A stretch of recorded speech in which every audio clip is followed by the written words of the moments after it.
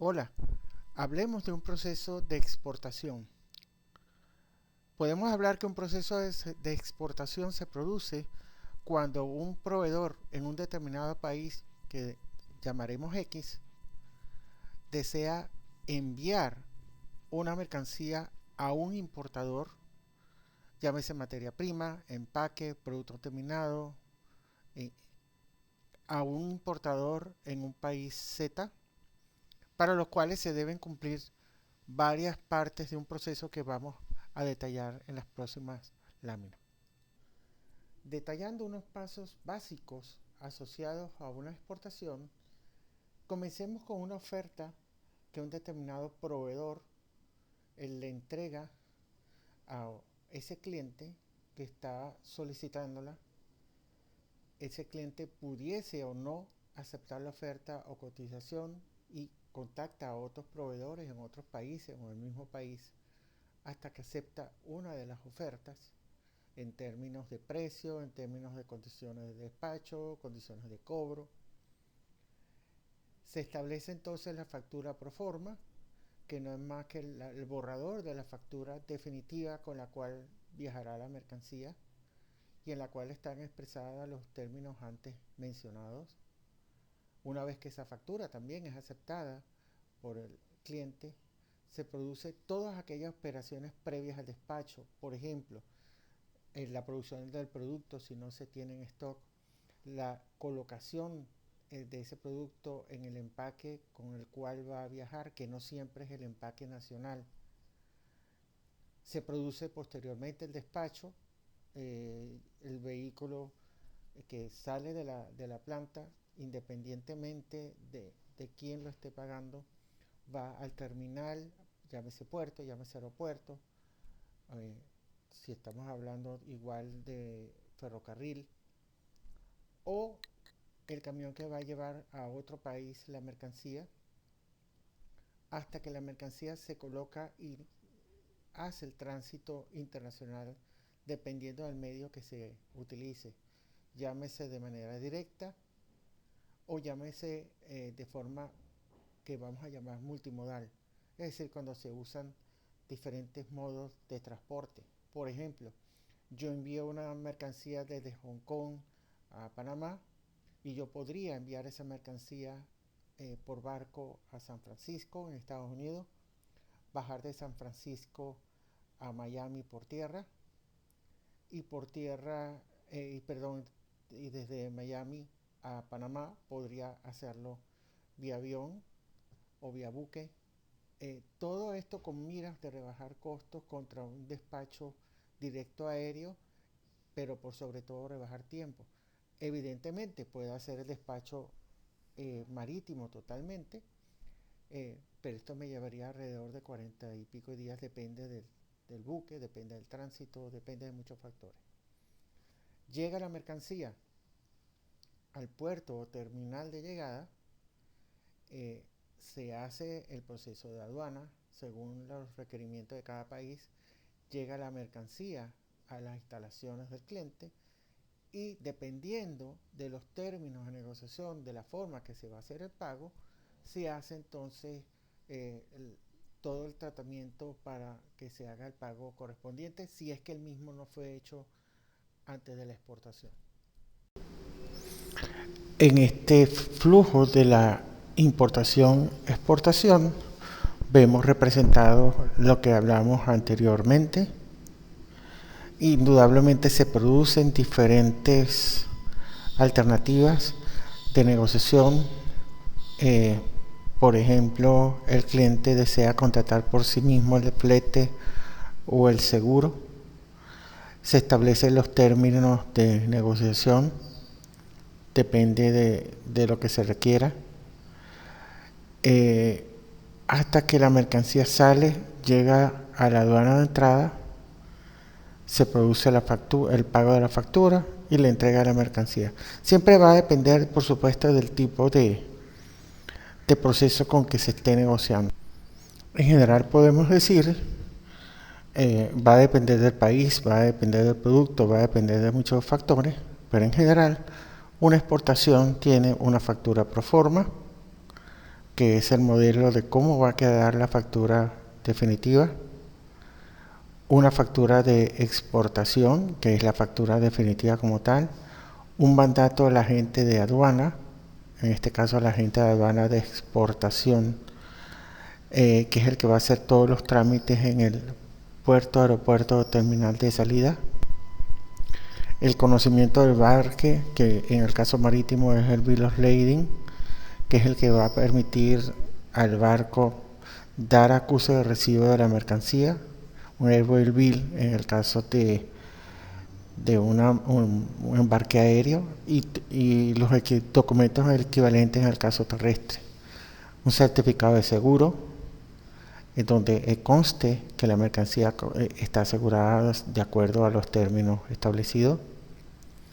Un certificado de origen. Esto es muy importante para los casos en los que hay, digamos, tratados comerciales entre países para poder determinar la nacionalidad o el origen del producto, y otros productos, otros certificados que requiera el producto de acuerdo a la legislación vigente en cada país. La clasificación arancelaria del producto como tal es un número formado por diferentes partidas y subpartidas relacionadas a un sistema armonizado, que es el que permite clasificar todas las mercancías y para poder asignar el respectivo arancel de importación que debe pagar la mercancía al entrar a cada país. Posiblemente, por ejemplo, una misma materia prima, un mismo producto terminado, un cereal, como se muestra en este caso, puede tener diferente tratamiento en un determinado país o en otro, dependiendo si se quiere proteger o no la producción nacional, por ejemplo. Este sistema armonizado, elaborado por la Organización Mundial de las Aduanas, como ya hemos dicho, es una nomenclatura internacional para los bienes. Tiene una parte que corresponde a la parte nacional y otra a la parte común para todos los países del mundo. Y como ya hemos dicho, permite aplicar aranceles, impuestos, regulaciones y permite recolectar estadísticas. Por ejemplo, un producto puede tener un X porcentaje del producto al valor, hablemos de 5, 10, 15%, depende del país, y además puede tener una tasa adicional por kilo, por ejemplo, que es lo que se denomina barrera para arancelaria,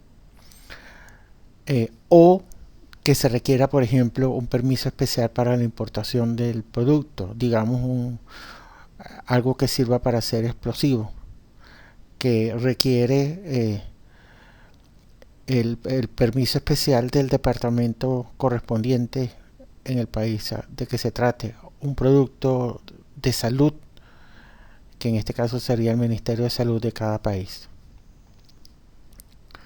Ejemplo, la piña, como lo estamos viendo acá,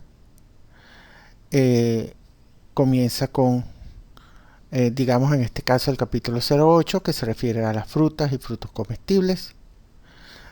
Siempre en la parte internacional será común a todos los países. 0804 ya nos va acotando a la familia de productos, se refiere a dátiles, piñas, aguacates, guayaba, mango y mangostanes. Cuando estamos hablando 080430 ya nos referimos concretamente a piña, y los últimos 6 dígitos entonces van a corresponder a la nomenclatura nacional que se le quiera colocar. Por ejemplo, si el país donde nos estamos refiriendo requiere un permiso especial para la importación de piña, a través de esos dígitos podrá decir se requiere un permiso especial para importación, dado que la producción del país es suficiente y se quiere proteger la producción nacional, o se permite solamente la importación de un determinado cupo a los efectos de proteger esa producción nacional. Se puede, por ejemplo, a través de esa partida arancelaria, y los protocolos bilaterales, como se muestra en este caso entre Costa Rica y Panamá, para la producción de jabones de tocador. Con esto se prueba, por ejemplo, si el producto corresponde o no a un determinado país de origen. Y si el producto, tomando en cuenta esa posición, ese origen, cumple un determinado porcentaje de origen nacional, para este caso un producto centroamericano, en virtud del Tratado de Libre Comercio Centroamericano, bueno, entonces podrá ser considerado un país de origen como tal. Los Incoterms, y ahora hablamos de definiciones como tal, para el momento de la exportación, no quiero ahondar mucho sobre esto, son los diversos términos que nos van a permitir establecer las condiciones de venta o de compra según el lado que estemos, en qué momento se transfiere el riesgo de la mercancía, en qué momento se paga el transporte o el seguro según sea el caso. Es importante además tener definida cuál es la forma de pago. Podemos estar hablando de cartas de crédito, cobranza documentaria, es decir, recibo los documentos, debo cancelar, un pago de contado, bien sea a través de cheque, transferencia, en fin, son los mecanismos que negocian las partes para el momento de la cancelación de la mercancía. Igualmente hay que tener claramente los objetivos definidos como exportador, cuál es el mercado, cuáles son las especificaciones del producto. Debe ser conocida por la organización, una estrategia claramente definida de cómo se va a atacar el mercado, bajo qué criterio, y liderazgo de la organización, de sugerencia, capacidades humanas y tecnológicas. Miren, puede ocurrir cuando la empresa decide exportar que se encuentre con la posibilidad de que el producto tenga tal demanda que tenga que responder claramente a ella. Bueno, es algo que la empresa tiene que tomar en cuenta. ¿Cómo es su capacidad de reacción y flexibilidad? ¿Cuál es el modelo de negocio que va a llevar a cabo? Por ejemplo, exportar a través de terceros, un distribuidor en la zona, un joint venture, con proveedores confiables y estables que le permitan contar con ese recurso que va a exportar, llámese materia prima o producto terminado, y la posibilidad de adaptarse a posibles cambios. Digamos que nosotros estamos produciendo unas hamacas y queremos exportarlas, y el país cliente las requiere de una manera un poquito diferente a como se hace en el país de origen. Bueno, hay que hacer los cambios, puesto que en este caso debemos complacer a nuestro cliente en el país de receptor.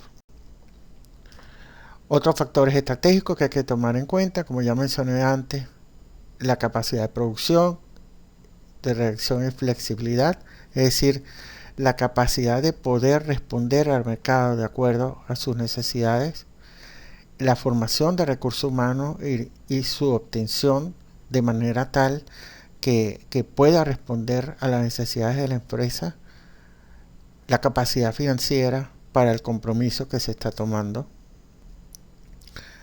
Importante tener, ya lo he recalcado varias veces, cuáles son las especificaciones que se van a manejar, cómo se diferencia eso de otra competencia, tanto nacional como internacional, qué normativas tiene el país cliente para su recepción, requiere algún permiso especial para nuestro producto, hay un cupo de importación simplemente, cuál es la competitividad del producto que estamos exportando.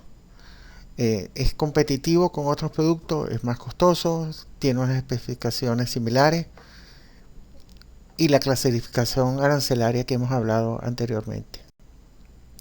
El mercado objetivo, ¿con qué estrategia vamos a abordarlo? Ya he mencionado anteriormente, aprovecharemos la cadena de distribución de alguien que ya se encuentra internamente, o queremos hacerlo con nuestro propio esfuerzo o a través de terceros. ¿Cuáles podrían ser nuestros potenciales clientes y qué canales comerciales se utilizarían en ese mercado? ¿Existe alguna preferencia arancelaria o por el contrario barreras comerciales? El caso de las preferencias, por ejemplo, cuando existe tratado entre países que permiten el libre flujo o un trato preferencial para el producto de determinado origen. Ya hemos hablado del el Tratado de Libre Comercio Centroamericano, por ejemplo, y posibles barreras comerciales que puedan haber entre países eh, que no permitan la importación de tal o cual país por algún tipo de razón, eh, generalmente para proteger la producción nacional. El precio tiene que estar acorde y ser nuevamente competitivo, por lo que hay que vigilar muy de cerca la estructura de costos, los márgenes de ganancia también. Recuerden que estamos compitiendo con un ancho mundo, así como nosotros estamos exportando, hay otros países que exportan también, además de la producción nacional del producto del cliente como tal, del país cliente como tal. El precio de nuestro producto se está moviendo de acuerdo a los precios internacionales y nacionales en ese mercado. Muchas gracias por su atención. Les deseamos como siempre el mayor de los éxitos. Adelante.